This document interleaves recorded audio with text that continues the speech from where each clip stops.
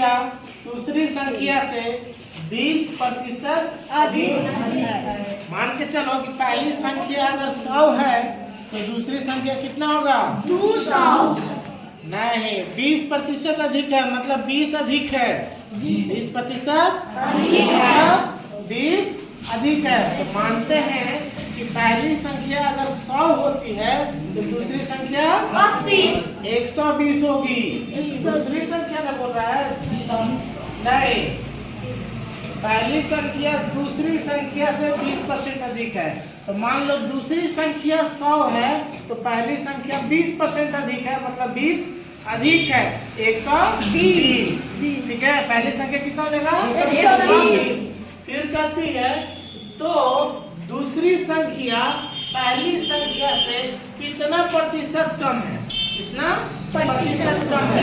कितना प्रतिशत कम है ये नहीं पता, लेकिन कितना कम है ये पता है कि 20 कम है। कितना कम है? 20 कम है।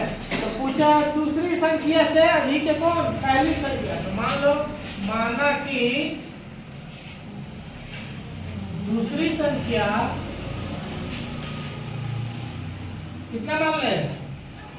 दूसरी संख्या, इसमें 1 नहीं मान लेंगे, 100 मान लेंगे। कितना मान लेंगे? 100। माना कि दूसरी संख्या कितना है? 100। तो पहली संख्या बोला है 20% अधिक है। 20% अधिक है। पहली संख्या हो जाएगा, पहली संख्या बराबर, पहले से तो 100 है ही, अब 20 क्या है?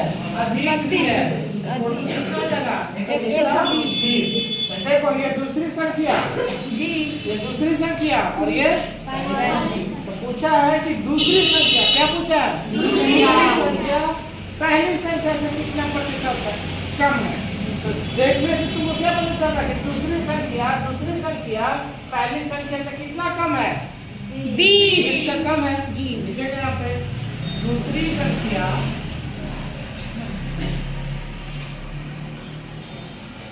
पहली संख्या से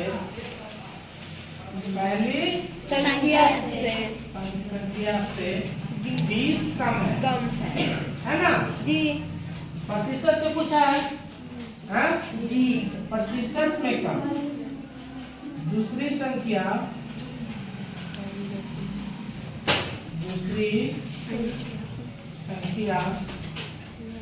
प्रतिशत कम, प्रतिशत में कम।